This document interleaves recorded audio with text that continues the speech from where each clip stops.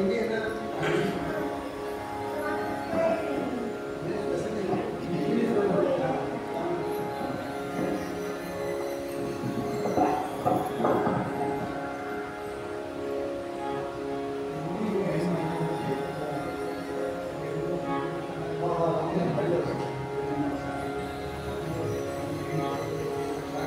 वेळा सामूहिक होता।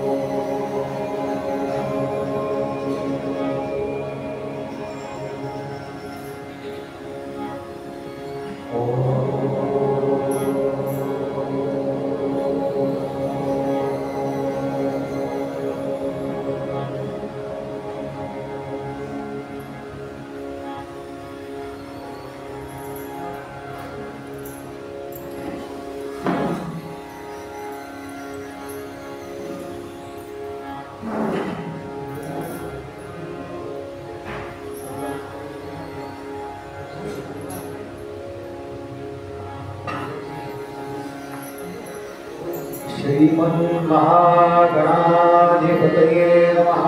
श्री सरस्वती नमः। श्री गुरुभ्यो नमः।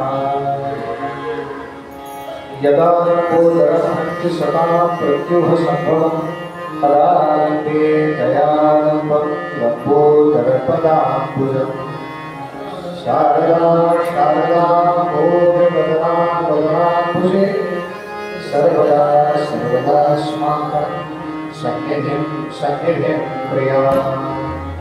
नमस्तस्मै भगवते नारायणाय महात्मने कामक्रोधविहीनाय ऋषीणां प्रवराय गुरुर्ब्रह्मा गुरुर्विष्णुः गुरुर्देवो महेश्वरः गुरुः साक्षात् परब्रह्म तस्मै श्री गुरवे नमः।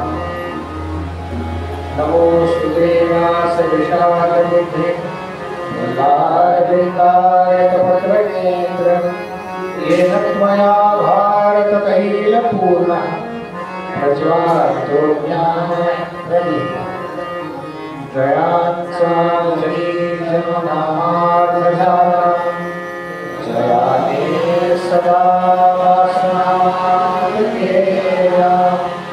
जयां च मुखी सर्वदा नामकीर्ति नमस्कारः ब्रह्मचैतन्यमो शुकासारिके पूर्णवैराग्यरासे वसिष्ठापरिज्ञायोगेश्वरासे कविवायुदासारिकामान्यायंस नमस्कारः सद्गुरु रामदास अलंकापुरी पुण्यभूमि पवित्र जिथे नादतो ज्ञानराया सुमात्र जया कविता महापुण्यराशि नमस्कार सद्गुरु ज्ञानेश्वर समचर सरोजं शान्तिनीलापुराभं जगन्नेकपाणिं मण्डलमण्डलानां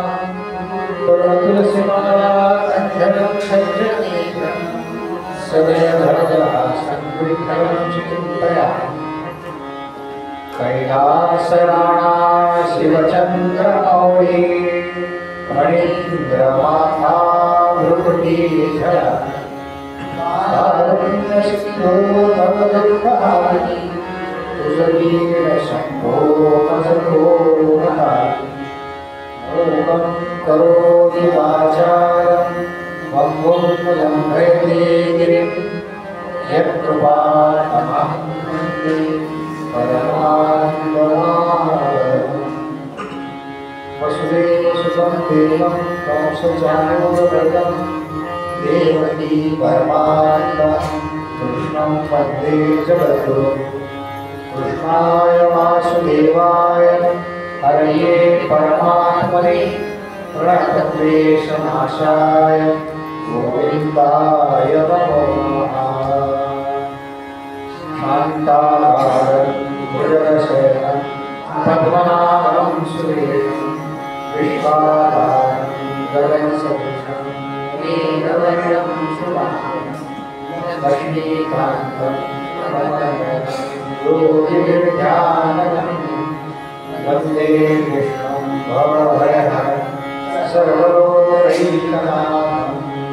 गोपाल कृष्ण भगवान की जय, गोपाल कृष्ण भगवान की जय, गोपाल कृष्ण भगवान की जय।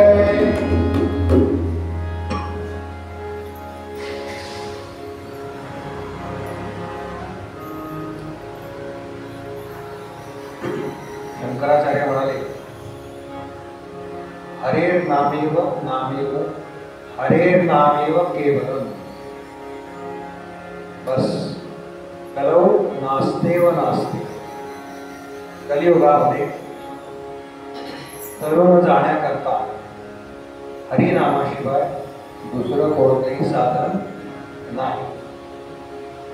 मी आपल्याला या तिन्ही नामांचा अर्थ सांगितला होता। राम, राम याचा उच्चार केल्यावरती काय होतं, कृष्ण याचा उच्चार केल्यावरती काय होतं, आणि हरी याचा उच्चार केल्यावरती काय होतं।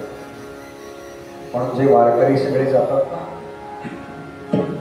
काय म्हणतात तो, राम कृष्ण हरी महामंत्र आहे बरं का। याच्यापेक्षा मोठा मंत्र नाही, लक्षात ठेवा, याच्यापेक्षा मोठा मंत्र नाही।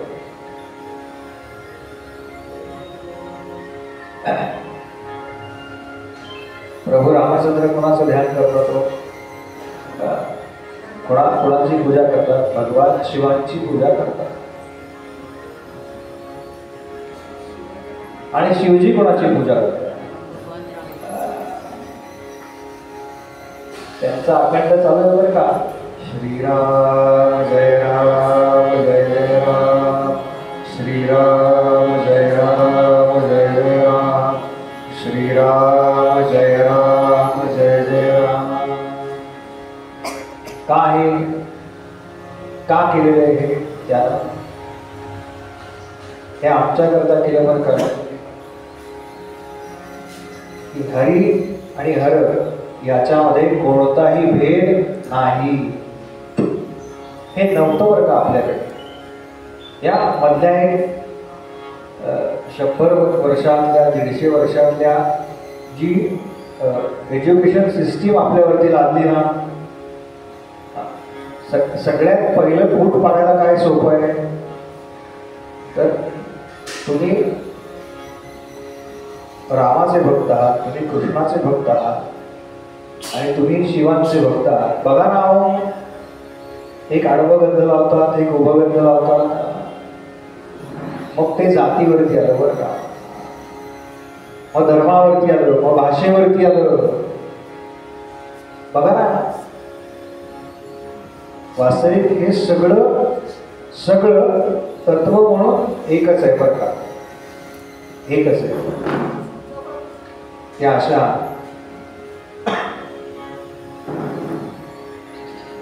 गोड हरिनामाचा उच्चार करतो। ओम नमो भगवते वासुदेवाय हा भागवताचा महामंत्र सांगितला आहे। जेव्हा आपण भागवत श्रवण करतो ना, त्या काळामध्ये या नामाचा अधिकाधिक जप व्हावा हे सांगितले। बघा आता घरी 2-4 दिवस आहेत, आज किती 20 तारीख आहे, 20 आणि 4 24। बघा नेहमीच्या साधनेमध्ये एक माळ वाढवा आणि फरक सांगा मला, ओम नमो भगवते वासुदेवाय एवढंच म्हणा। भागवताचा महामंत्र सांगितला आहे, त्याचा जप करू आणि अच्छा विरोध।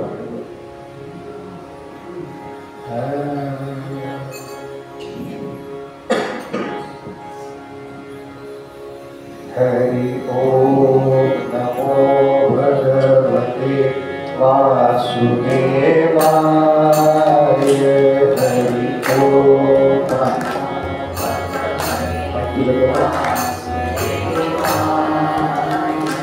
हरि ओम नमो भगवते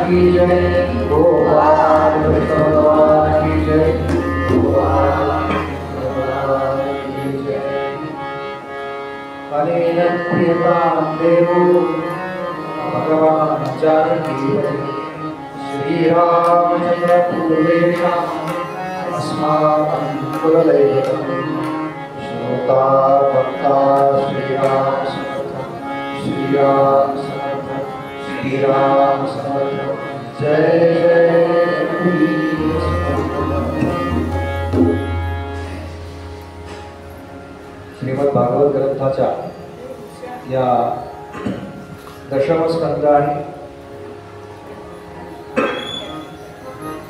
एकादश स्कंद या स्कंदाच्या निरूपण श्रवणाकरता उपस्थित सर्व श्रोते साधक अधिकारी सज्जन तत्वचिंतक नामधारक कला उपासक वैदिक यांनी कीर्तनकार प्रवचनकार भागवतकार अशा उपस्थित सर्वांच्या हृदयस्थ परमात्म्याला वंदन करतो आणि आजच्या निरूपण महाराज.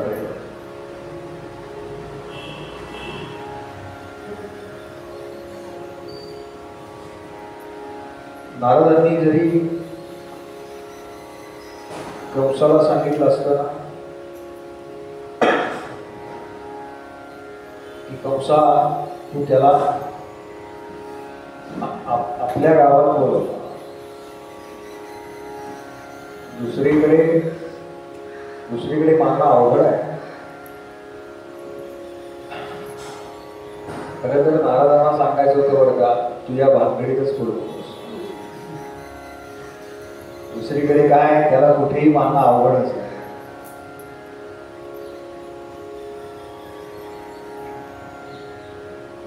पण काय आहे ना, संत असतात ना, त्या संतांना कायम काळजी लागलेली असते बरं का. संत कोणाला म्हणायचं बरं का? सोपी व्याख्या सांगू का संतांची? अगदी सोपी.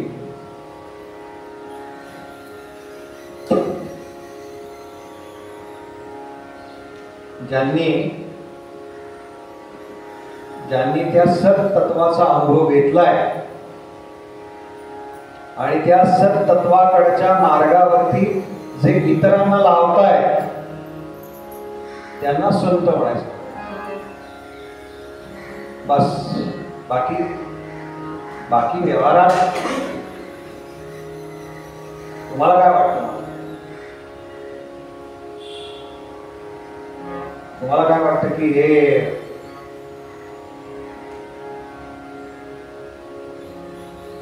भगव्या कपड्या नेसल्या,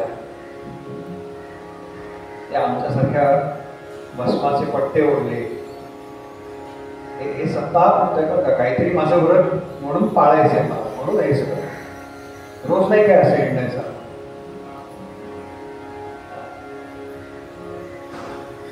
मी व्रतस्थ आहे ना, या सप्ताह काळात, कथा काळात मी काहीतरी व्रतस्थ आहे. माझं व्रत काय आहे हे माझ्या लक्षात पाहिजे. त्याच्याकरता काही वेश नक्की केलेला आहे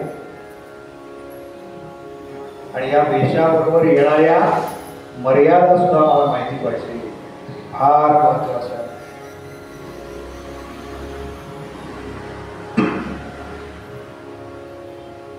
कसं ओळखायचं?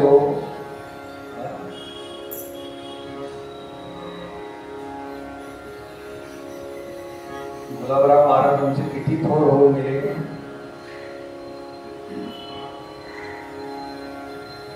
स्वतःला ज्ञानेश्वर कन्या म्हणावायचं. प्रज्ञाचक्षु गुलाबराव महाराज. आपण ऐकलं असेल, गंमत सांगतो. त्यांचा विवाह झाला होता, त्यांना मुलं होती, पण लुगडं नेसायचे महाराज आणि 4 दिवस बाजूला बसायचे.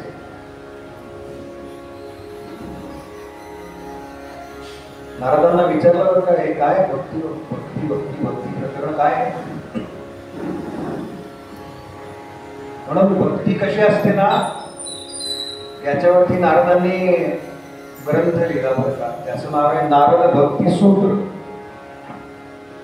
पण सूत्राचे काही नियम असतात. आपल्याकडे कोणतं वाङ्मय कसं लिहावं याचे नियम आहे. सूत्र कसं असावं? अल्पाक्षरम आणि असंदिग्धम. आणि त्या सूत्रामध्ये तुम्हाला फॉर एक्झाम्पल असतं ना, जे हल्ली उदाहरणार्थ ते लिहायला परवानगी नाही. नारदांनी हे सगळे नियम बाजूला केले बरं का. कोणासारखे असावी म्हणाले भक्ती? सूत्रातच लिहिलं, यथा ब्रज गोपिकाना. बस. कारण ते संत एक नाव, लौकिकातले आणि व्यवहारातले नियम असतात ना, हे तुमच्या आमच्याकरता, संतांकरता नाही करतात. मग संत नेमके ओळखायचे कसे? का आपल्याला बऱ्याच वेळेला वाटतं बरं का,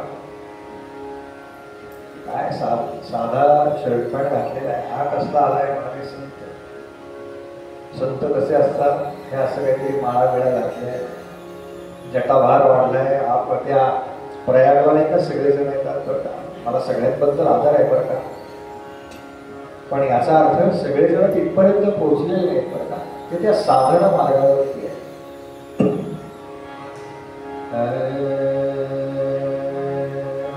संत कसे ओळखायचे? तुकोबा म्हणाले अंतरी निर्मळ,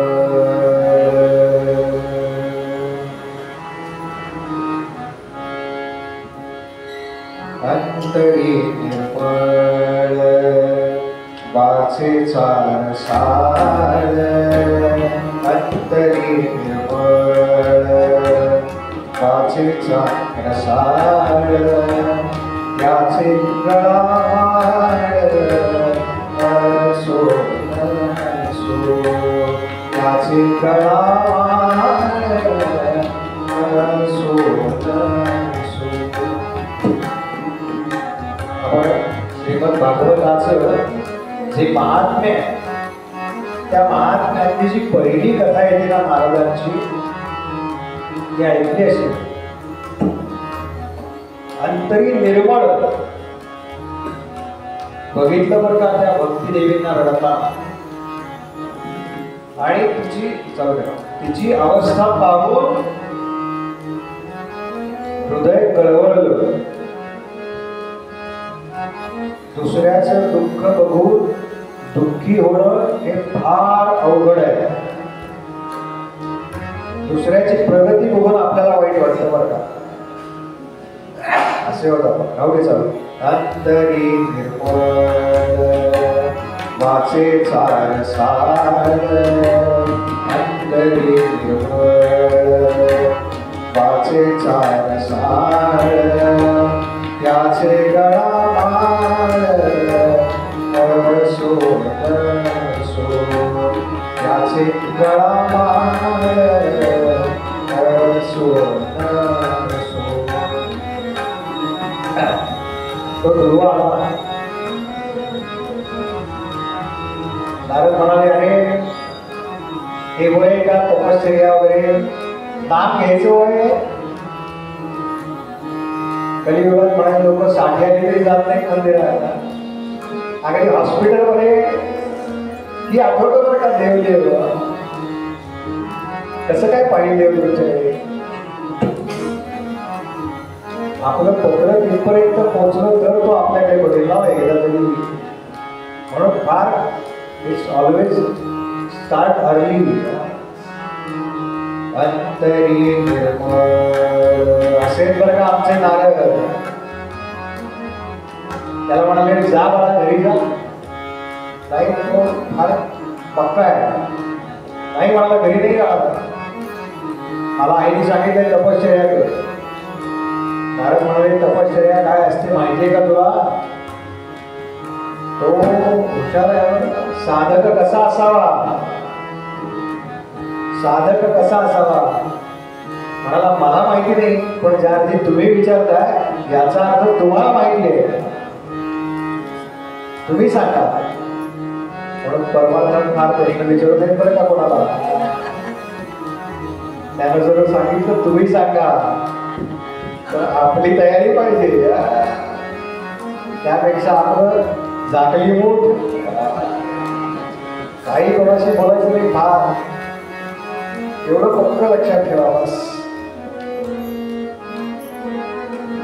अंतरी निर्मळ वाचे चार साळ, याचे गळामाळ आत्म अनुभवी चोखाळल्या वाटा. आत्म अनुभवी कसे पाहिजेत संत? आत्मानुभवी. हे सगळं ज्यांनी केलेलं आहे आत्मानुभवी चोखाळलेल्या वाटा, या मार्गावरून जे आधी गेलेले आहेत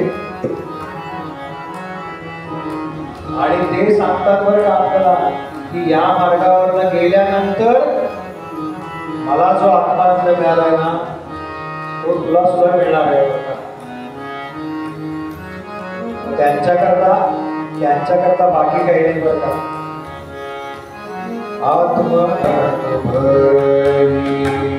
चोखाळीया पाटा यांचे माथा जटा सोडसो यांचे माथा जटा सोडसो.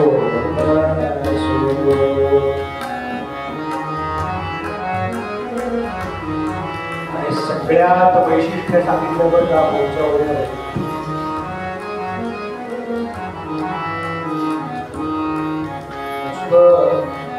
नुसतं भस्म भासलं म्हणजे वैराग्य येते बरं का. काय नाम उरले गंध लावलं याला वैराग्य येणार. वैराग्याची फार मोठी ताकद आहे बरं का. हे सहजासहजी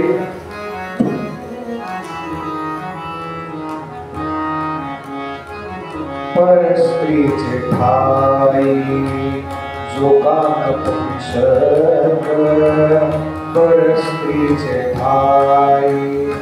परस्त्री माते समानच मानणारा. ज्यावेळेला कथाकार निरूपणकार कीर्तनकार प्रवचनकार बसतो ना तेव्हा त्याला काय भाव द्यायला बसले बघते की माझ्या समोर प्रभू रामचंद्र बसलेले आहे आणि माझ्या समोर जानकी देवी बसलेले आहेत. या भावनेला त्याला सांगितलं पाहिजे. माणसाची नजर शुद्ध पाहिजे, आचार शुद्ध पाहिजे, विचार शुद्ध पाहिजे, भावना शुद्ध पाहिजे. असं जेव्हा शुद्ध शुद्ध शुद्ध शुद्ध होत जातं तेव्हा तुकोबा म्हणतात पर स्त्रीचे ठाई जो कान पुंसक त्याचे अंगारात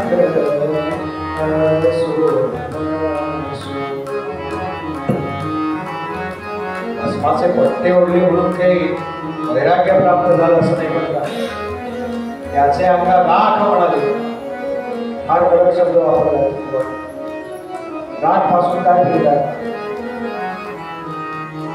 ती ताकद कोणाची आहे. ती ताकद संतांची आहे. ती ताकद भगवान शिवांची आहे. ती ताकद आमच्या समर्थांची आहे. त्याचे अंगारात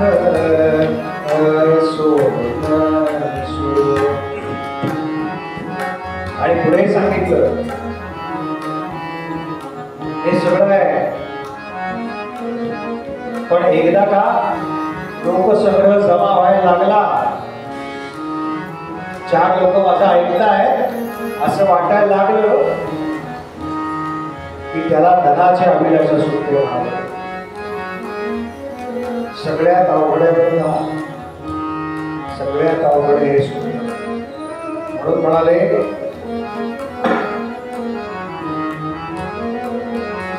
कसा पाहिजे तो. साधक अवस्थेत असताना याची सुरुवात करावी लागते बरं का. तर सिद्धावस्थेमध्ये ते प्राप्त होतं. काल रात्री झोपलो आणि आज उठलो इतकं सोपं नसतं ते. परद्रव्यांध हे जमेल एक वेळेस, पण पुढचं फार अवघड आहे. यातलं वरचं जमेल म्हणाले सगळं. परद्रव्यांध आणि निंदेसिसो मुका. म्हणजे आपण हे कोणाची करायची नाही आणि तो आपली कोणी केली तर त्याच्यावर प्रतिक्रिया द्यायची नाही. लक्षात ठेवा, फार महत्वाचं सांगतो. आपला पतंग वर वर वर वर वर जायला लागला, हे कसं ओळखायचं? आपल्या पाठीमागे आपली निंदा सुरू झाली ना की लक्षात ठेवायचं बरं का आपला पतंग वर जायला लागला. याचं कारण जो निंदा करणार त्याला नेहमी दुःख वाटतं, याचा आपल्यापेक्षा बरं चाललंय. परद्रव्या देसी जो का तोची संत देखा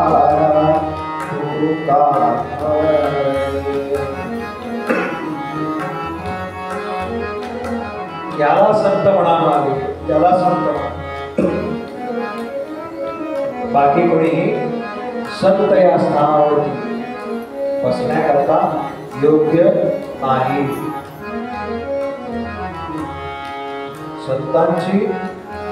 संतांची परीक्षा कशी घ्यायची असते तर ती अशी घ्यायची असते बरं का. आपल्याला बऱ्याच वेळा वाटतं बरं का, जरा यांची परीक्षा करून बघू, खरंच आहेत का संत.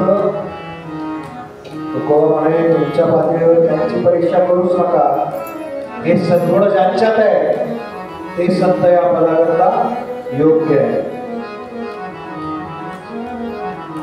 अंतरी निर्मळ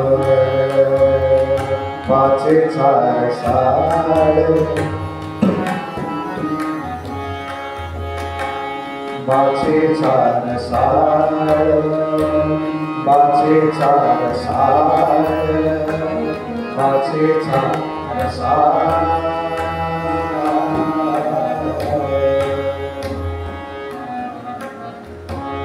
हे लक्षात ठेवा बरं का. बस एवढं फक्त पाहायचं. खरं तर आज साहिल एक पद म्हणणार होता, पण माझ्या ते लक्षात नाही आलं. आता लक्षात आलं की साहिलला संधी माणसे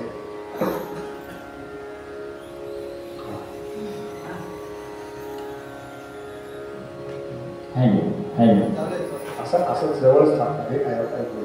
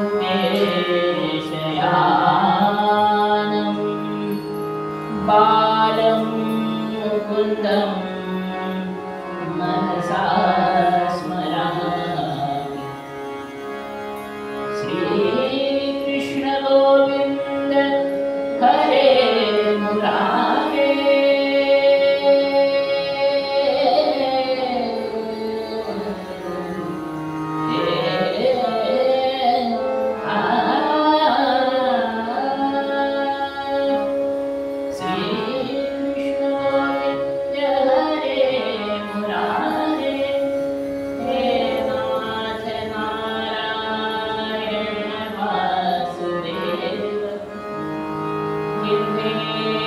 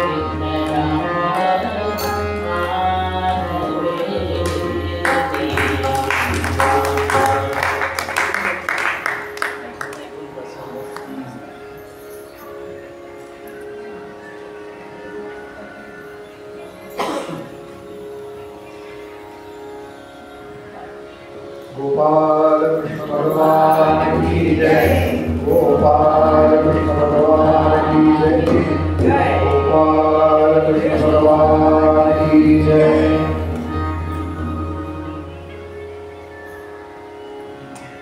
हे श्री गोविंद दामोदर स्तोत्र आहे बघा.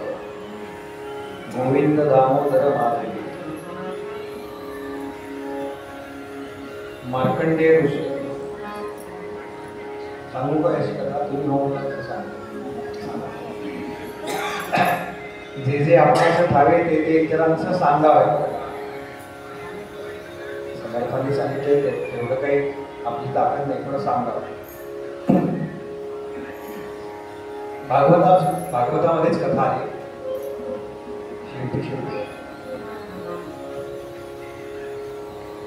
मृकंड नावाचे ऋषी, त्यांचा हा पुत्र मार्कंडेय.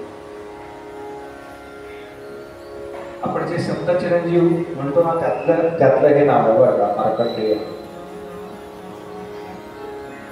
पण गप्पत सांगू तुम्हाला, मार्कंडेय ऋषींना किती वर्षाचं आयुष्य लाभलंय? फक्त 6. मृकंड ऋषींना पुत्र नव्हता, म्हणून त्यांनी पुत्र व्हावा शिवांची आराधना केली. त्यातल्या त्यात फॅमिलीवाले शिवजीच आहेत बरं का. फोटोत नाही का बोलत आपण, वामांके गिरिजानने, डाव्या बाजूला माता बसल्या. आणि आता आपला घेणारा लाडका उत्सव पुण्याचा तर फारच, म्हणजे आरती झाली नाही चालेल ना जोरात, पण डीजे जोरात वाजला पाहिजे. होऊन जाऊ दे. काय जे जे जी मंडळ असं करत नाही त्यांचं स्वागत आहे बरं का, आणि कौतुक आहे की आपण हे मंडळ कशाकरता चालू केले असं सामाजिक भान त्यांना आहे. लोकमान्य टिळकांनी कशाकरता चालू केला हा उत्सव हे जाऊ दे बरं का, हे फारच लहान, पण किमान आत्ता आपण काय केलं पाहिजे याचं भान ज्यांना आहे त्या सगळ्यांचं स्वागत आहे बरं. लाडके गणपती बाप्पा आहेत, कार्तिकेय मयुरावरती बसले, त्यांचं वाहन आहे बरं. शिवजी कसे आहेत, फार लवकर प्रसन्न होणार आहेत बरं का. म्हणजे तुम्हाला एखादी गोष्ट फास्ट काम करून घ्यायचं असेल ना, तर शिवजींच्या मंदिरात जायला सुरुवात करा, काम झालंच म्हणून समजा. महाविष्णू फार परीक्षा वगैरे घेतात बरं का. शिवजी काही परीक्षा वगैरे घेत नाही. आशुतोष नाव आहे त्यांचं.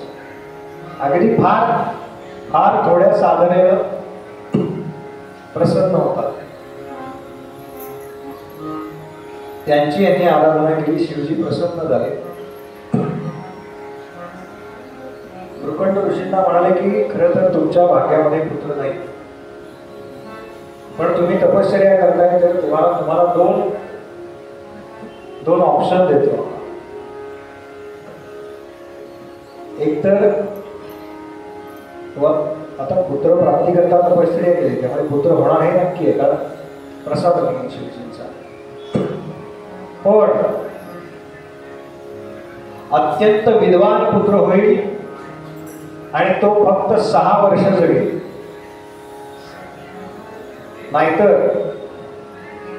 100 वर्षाचं आयुष्य मिळेल, पण तो पुत्र मूर्ख असेल.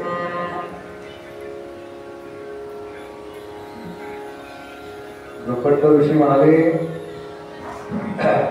कलियुगात हाल पाहतोय ना मी, मूर्ख पुत्र असल्याचे. अल्पायुषी असला तरी बुद्धिमान पाहिजे म्हणाले, बुद्धिमान पाहिजे. झालं अल्पायुषी असलं तरी चालेल म्हणाले, पण मला बुद्धिमान पुत्र, ऋषींचा पुत्र बुद्धिमान पाहिजे. तथास्तु म्हणाले, निघून गेले. झाला पुत्र झाला यथाकाल. छान, काय वेगळं ध्येय वगैरे त्याचं फार लवकर झालं बरं का. आणि 5 वर्षाचे झाले असं उल्लेख आहे मार्कंडेय ऋषी 5 वर्षाचे झाले. पूर्वीच्या काळी काही केक वगैरे कापणं अशी पद्धत नव्हती. म्हणजे काय पद्धती होत्या पूर्वी, आता काय माहिती आहे ना तुम्हाला, म्हणून पूर्वीच सांगितलं. छान मुलाला बसवायचं, त्याला ओवाळायचं, कुंकुम तिलक करायचं बरं का. आणि ज्या ज्या दिव्यानं मी तुला ओवाळतीये ना बाळा, तो दिवा जसा इतरांना प्रकाश देतो त्याचप्रमाणे तू तुझ्या तेजानं इतरांचं आयुष्य उजळून टाक, ही त्याच्या मागे भावना आहे. आपण त्याच्या मागच्या ज्या संकल्पना आहेत ना त्या विसरत चालतात बरं का, म्हणून आपल्याला त्याचं महत्व वाटत. आई ओवाळते बरं का त्याला, मार्कंडेयांना. आमच्या पुण्यामध्ये मार्कंडेयांचं मंदिर आहे बरं का, आपल्या माहिती करत. हा, रामेश्वर चौकात.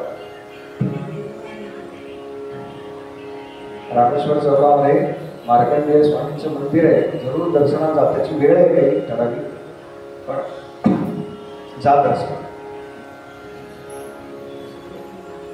आणि ते झालं बरं का, आणि गळा गळा गळा गळा गळ्यांना आशीर्वाद. त्याला काही माहिती नाही असं आहे आपलं. आई का रडतेस ग, वडिलांच्या डोळ्यात पाणी. बाबा का रडताय तुम्ही, आतापर्यंत याला कधी असं पाहिलं. ती म्हणाली बाबा रे खरं सांगू का, तुझा पुढचा जन्मदिवस येणार आहे ना, तो कदाचित शेवटची वेळ आहे बरं का आम्ही साजरा करायची. याला काही कळलं नाही का, काय झालं काय झालं मला सगळं सांगा. मग मार्कंड ऋषींनी त्याला सगळे ते काय घडलेली गोष्ट आहे ती सांगितली. अहो म्हणाले तुम्ही शिवांची आराधना केलीत ना, मग मी नाही का करू शकत, मी नाही करू शकत. आणि मार्कंड ऋषींनी मार्कंडेयांना एक सवय लावली होती बरं का, भागवतात उल्लेख आहे त्याचा. आपल्या समोर कुणीही आला जो वयाने आपल्यापेक्षा ज्येष्ठ आहे, याला साष्टांग नमस्कार करायचा. नमस्कारामध्ये काय ताकद आहे लक्षात ठेवा, ही ताकद आहे.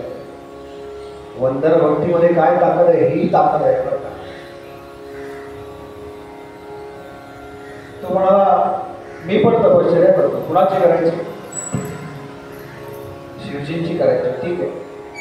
सकाळी उठला की काय शिवपिंडी तयार करायचा आणि अखंड ओम नमः शिवाय ओम नमः शिवाय ओम नमः शिवायचा जाप चालू करायचा.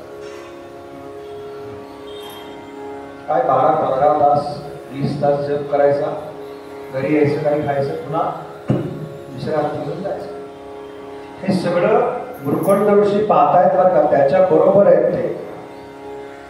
वडिलांनी कायम मुलाच्या बरोबर राहिलं पाहिजे हे सांगते बरं काही कथा. आणि 5-6 महिने गेले आणि योगायोगानं सनकादिक समोर आले.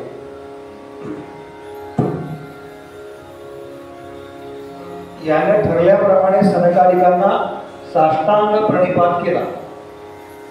आपला नियम आहे म्हणाले, समोर येईल त्याला साष्टांग प्रणिपात करायचा. बघा मोठ्या वेळी नमस्कार केला तर फार कौतुक नसतं बरं का.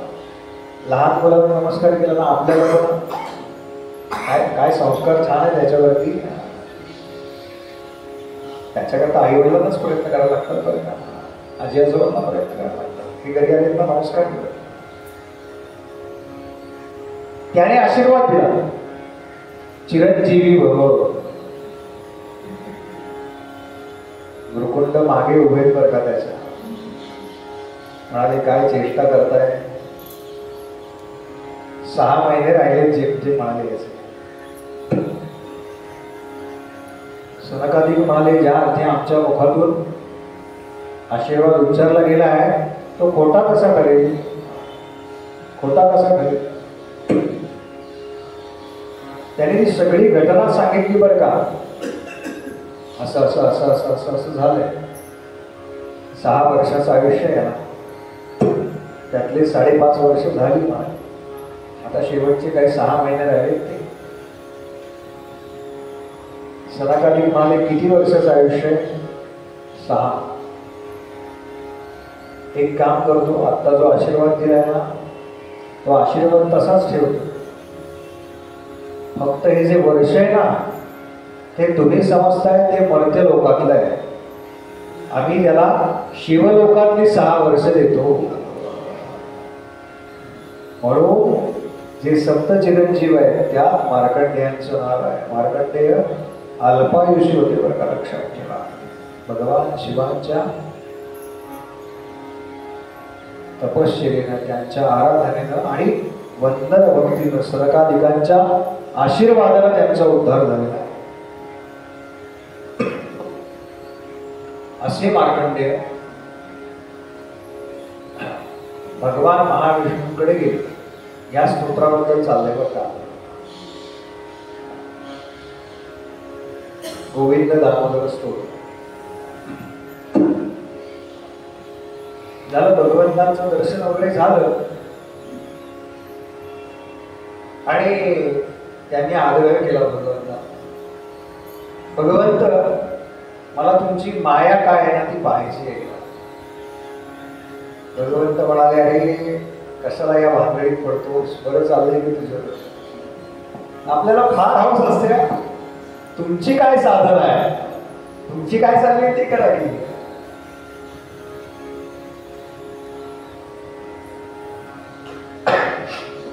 मार्कंडेय म्हणाले, भगवंत एकदा तरी मला त्या मायेचं दर्शन मिळवा.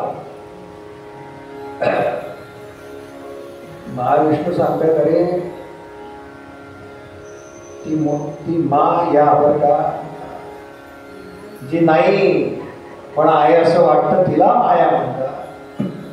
कशाला या भानगडीत पडतोस, जा आश्रमात जा, छान ध्यान कर बर का.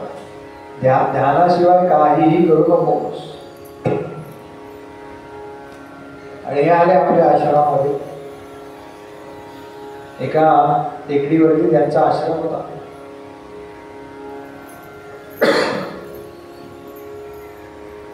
आणि श्रावण महिना सुरू झाला. हे ध्यानाला बसले आणि श्रावणामध्ये हलका हलका हलका पाऊस सुरू झाला. पाऊस सुरू झाला आणि त्या पावसाचा जोर वाढला. इतका वाढला, इतका वाढला, इतका वाढला. सलग 2, 3, 4, 5 दिवस पाऊस पडतोय. तिथली जी वाहणारी नदी होती त्याला पूर आला. त्या पुरामध्ये त्यांच्या आजूबाजूचं सगळं गाव होतं ना ते वाहून गेलं.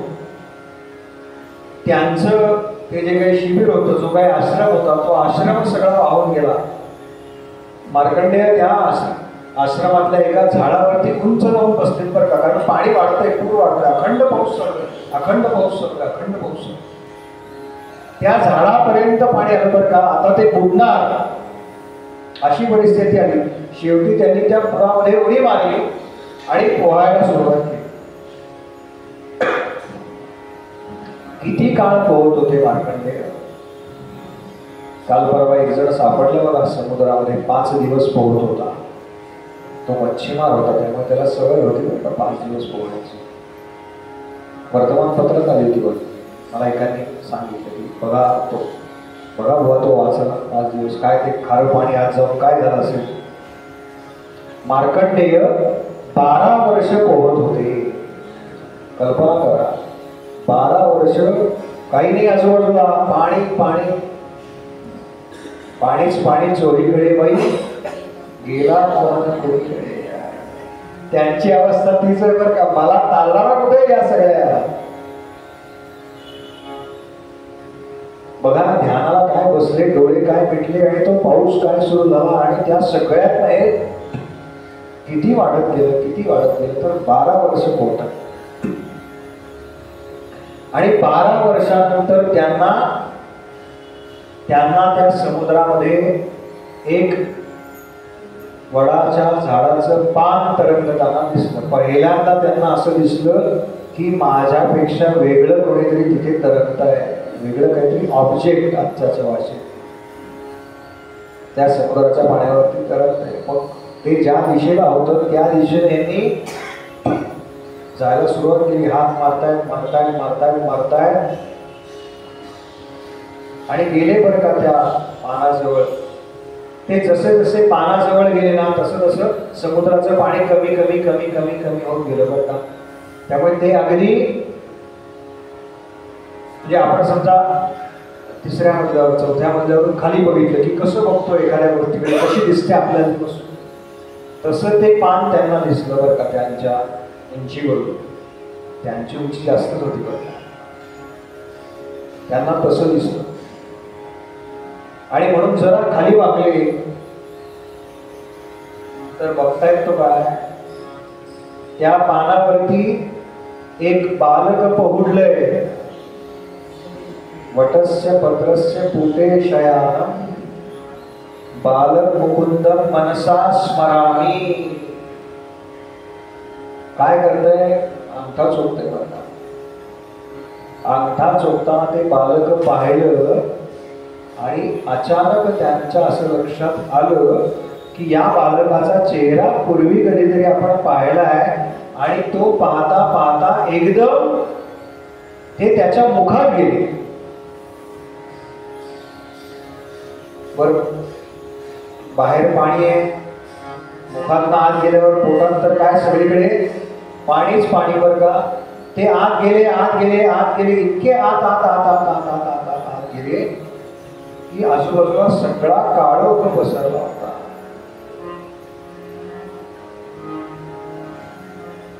काहीही डोळ्यासमोर दिसत नाही बरं का. तेव्हा पाठीमागून कोणीतरी आलं आणि म्हणाले, गुरुवर्य आज बराच काळ ध्यान लागलं तुमचं. डोळे उघडले तर काही क्षण झाले होते. भगवंतांनी ते काही क्षण 12 वर्ष फिरवले बरं का मार्कंडेयाला. त्या क्षणामध्ये 12 वर्ष पोहायला लागले. मार्कंडेय म्हणाले, ही माया आहे काय त्याची, ही माया आहे त्याची. सगळं जसंच्या तसं आहे बरं का. त्यांची ती कुटी तशीच आहे, तो डोंगर तसाच आहे, ते सगळे त्यांचे शिष्यवर्ग तसाच आहे, समोरून जाणारी नदी तशीच आहे, काही बदल नाही बरं का. आणि तेव्हा त्या सगळ्याचं वर्णन या गोविंद दामोदर स्तोत्रामध्ये केलेलं आहे बरं का.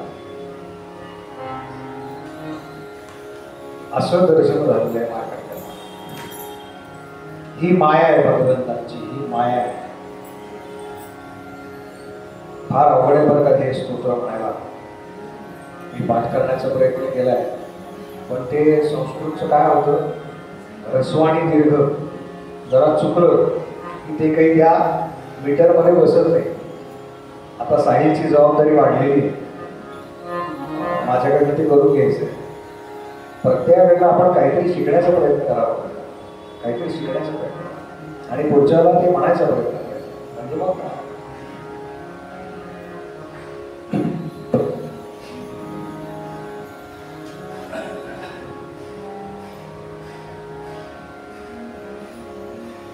काल आपण भगवंतांचा रुक्मिणी देवी बरोबरचा विवाह पाहिला आणि त्या विवाहानंतर भगवंतांच्या आयुष्यामध्ये विवाहांची मालिका सुरू झाली. हा एपिसोड तो एपिसोड संपतच नाही. सिरियलमध्ये कंटाळले, तोच सेट आहे, फक्त हिरोईन बदलायची दरम्यान, हिरो तोच आहे, सगळं मंगलाष्टक सगळं तेच बरं का. पाहिलं का तुम्ही कधी सिरियलचं शूटिंग? इथे कीर्तन विश्वच असताना तेव्हा घ्या पाहिला. एप्रिल महिन्यात असतं बहुतेक, मार्च एप्रिल. बुवा थांबा 1-2 मिनिटं, काहीतरी चुकलं बरं का. थांबले सगळे, वादळ थांबले, साथीदार सगळे थांबतात, तो कॅमेरावाला थांबतो. पुन्हा आधीच्या वाक्यात ती जागा असते ना, तिथे घालता येत नाही बरं का. तुम्हाला म्हणजे जेवढं पाहायला सोपं वाटतं ना तेवढं करायला अवघड आहे बरं का ते.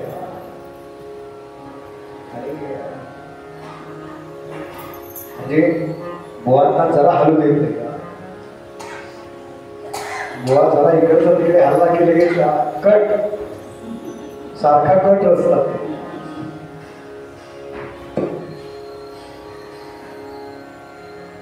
सत्राजित नावाचा एक राजा.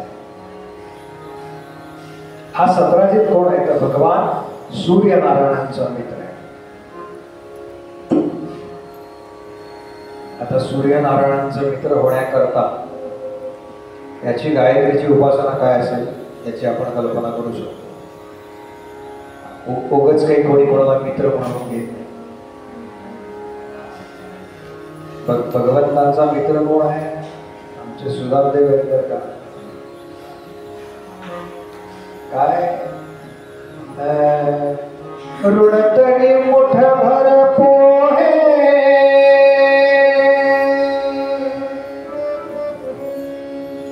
काय मैत्री करावी असं काय सुदामदेवांकडे? ऋणतरी मुठभर पोहे त्याचे व्याजात हेम नगरी ते. काय दिलं भगवंताने? एक मुठभर पोहे दिले. एक आमचे बुवा म्हणतात सुदामदेवांनी जे मुठभर पोहे दिले ना उस प्रेम में भगवान पोहे. त्याच्याबरोबर आलेलं प्रेम जे होतं ना ते महासागरा एवढं होतं बरं का. भगवंत त्यात पोहले म्हणाले माणसे आकंठ बुडाले त्याच्यामध्ये. मुदलात मुक्ती देणे मुदलात मुक्ती देणे ही कोण्या काळची रीती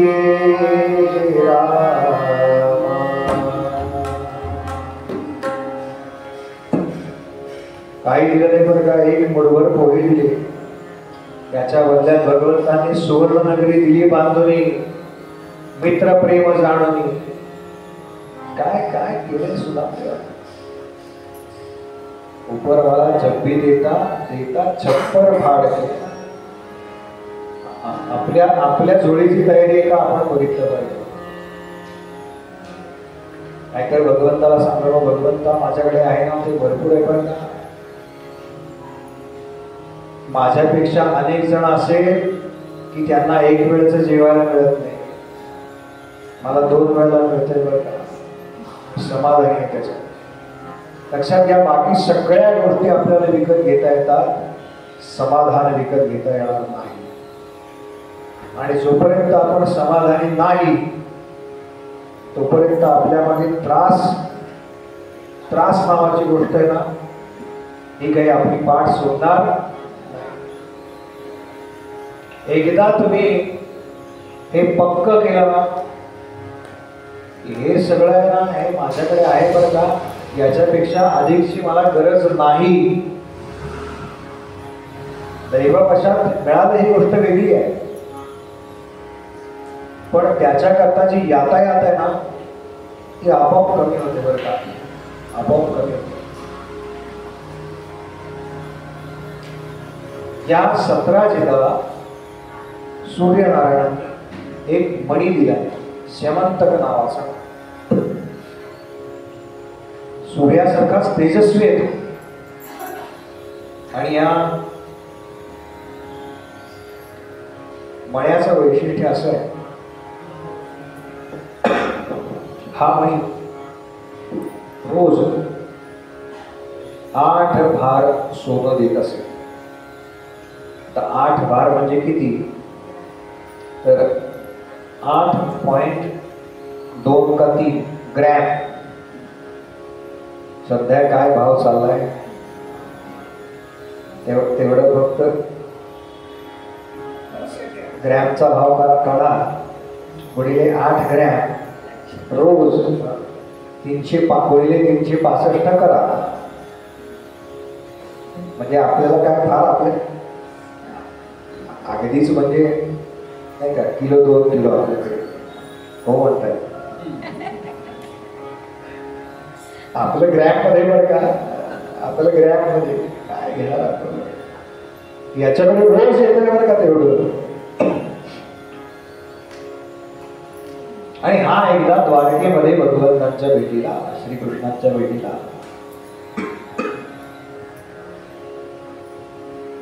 हा आला. तर द्वारकेतल्या लोकांना वाटलं प्रत्यक्ष सूर्यनारायणच आले की काय भगवंतांना भेटायला. आणि बातमी केली प्रत्यक्ष सूर्यनारायण भेटायला आले. भगवंत वरच्या मजल्यावरती गेले बरं का, बघितलं लांब, नाही म्हणलं हे सूर्यनारायण नाही आहे, त्यांचा रथ वेगळा आहे, मी ओळखतो ना त्यांना, हा सतराजित आहे. हा आला, काय बोलणं वगैरे झालं आणि भगवंत म्हणाले की सतराजिता, तुझ्या जवळचा जो मणी आहे ना तो तू उग्रसेन राजांना दे. याचं कारण एक म्हणजे आर्थिक आहे, जे काही त्यांना जमा होतं. उग्रसेन राजे तेव्हा त्यांच्या राज्यकारभाराच्या विस्ताराकरता जेवढा जीएसटी अधिक कलेक्ट होईल तेवढे रस्ते अधिक चांगले होतील पटकन, असं म्हणूया. काय वरचा माणूस सुधारून चालत नाही हो, खालचे सगळे सुधारायला लागतात, सिस्टीम सुधारायला लागते सगळे. पण अपेक्षा करूयात बरं का. आणि एकदा आपण 70 साल एकांना दिले, त्याच्यामुळे आता पुढचे 70 साल दुसऱ्या. वेळ आहे पुढे महानगरपालिकांच्या निवडणुकांना, पण ते आपलं सापडून ठेवलं. हा मणी ज्या राजाकडे आहे त्या राजाच्या राज्यामध्ये कधीही दुष्काळ पडत नाही, तिथली प्रजा कधीही आजारी पडत नाही, तिथं कोणतीही संकट येत नाही, असं त्या मण्याचं वैशिष्ट्य आहे. कारण त्याचं तेजच एवढं आहे. म्हणून तो मणी तू उग्रसेन राजांना दे. हा म्हणाला नाही मी काही घेणार नाही. ठीक आहे, भगवंत म्हणाले तुझी कशी इच्छा. आणि एक दिवस या सतराजिताचा भाऊ प्रसेन तो मणी त्यांच्या देवघरात ठेवलेला असायचा. त्याला त्यांनी छान चेक करून घेतली असं. हा प्रसेन त्यानं तो मणी घेतला, आपल्या गळ्यामध्ये घातला, घोड्यावरती बसला आणि गेला. 2-3 दिवस झाले हा काही परत आला नाही. तेव्हा सतराजिताला काळजी वाटायला लागली. म्हणाले प्रसेनजीत हा घालून गेलाय, 2-3 दिवस झाले काही परत आला नाही. मला असं वाटतंय की त्या मण्याकरता श्रीकृष्णाने माझ्या भावाचं काही बरं वाईट केलं असेल आणि तो मणी चोरला असेल. काय ना, आपण भगवंतांवरती आळ घेतोय, एवढे त्याला कळतं.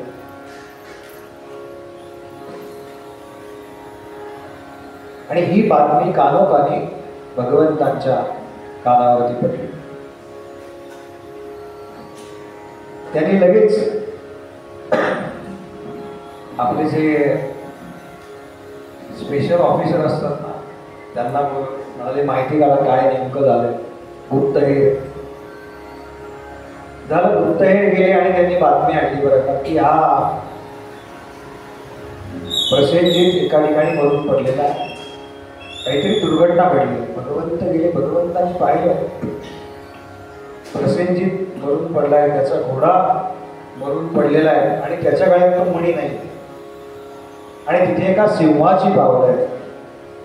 म्हणजे याचा अर्थ सिंहाने यांच्यावरती हमला केला आणि त्या दोघांना संपवलं आणि त्यानं तो मणी दिला.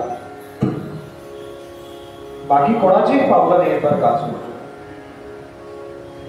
मग त्या सिंहाची पावलं ज्या दिशेने गेली त्या दिशेला हे सगळे गेले.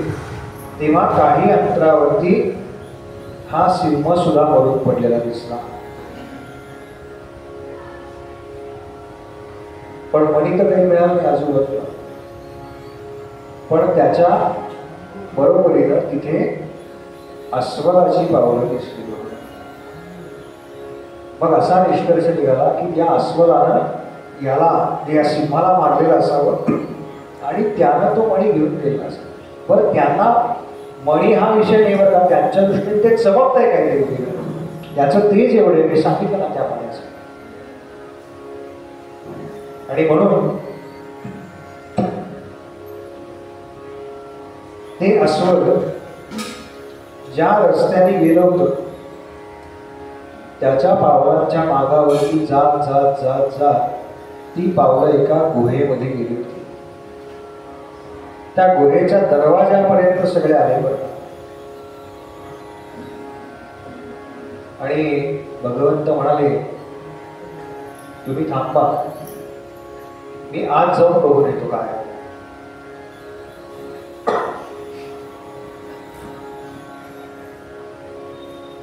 आज जाऊन बघून येतो काय. एका रक्षकानं विचारलं बरं का त्याला, भगवंतांना विचारलं, भगवंत किती वेळ थांबायचे आहे, किती वेळ थांबायचे. भगवंत म्हणाले, उद्या संध्याकाळी 6 वाजेपर्यंत थांबा. गोपाल कृष्ण भगवान की जय, गोपाल कृष्ण भगवान की जय, गोपाल कृष्ण भगवान की जय. आरती करू आणि थांबू. आत गेल्यानंतर भगवंतांचं आणि त्या अस्वलाचं काय झालं हा सगळा कथाभाग आपण उद्या बघूया.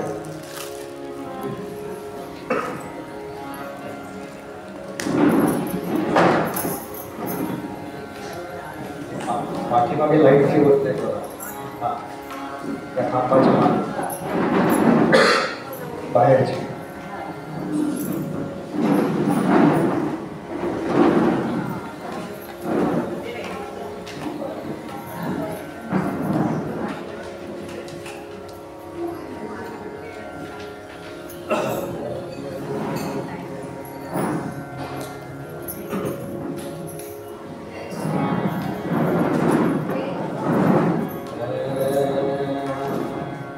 जय हो जय श्री भागवता, आरती करू तुझ भगवंता.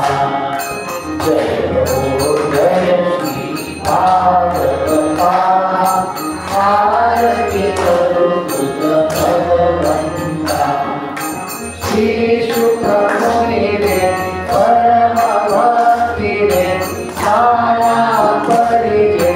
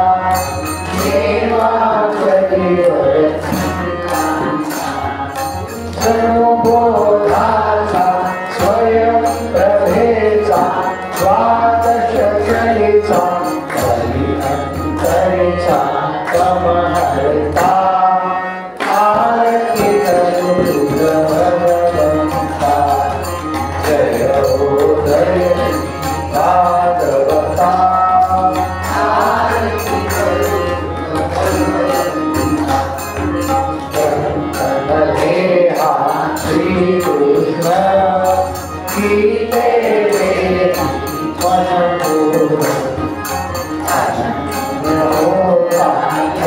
शरण अचित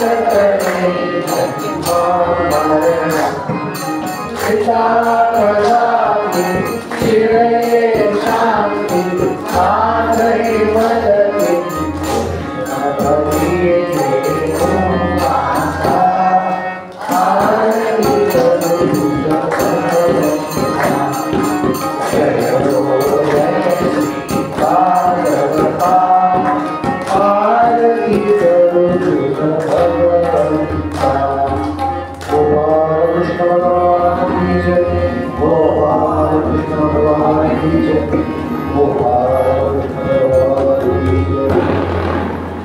उपासनेला दृढचार व्हावे देव संतास सदा व्हावे सत्कर्मयोगे यथार्थ व्हावे सर्वामुखी मंगल व्हावे जय जय रघुवीर समर्थ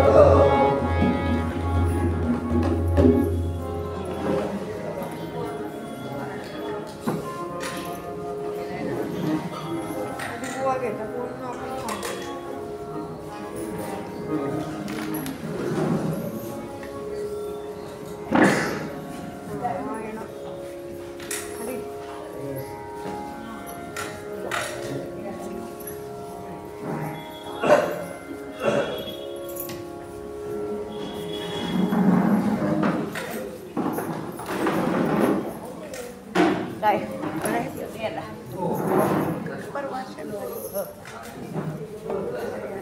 đi ra biết gì đâu đi dạ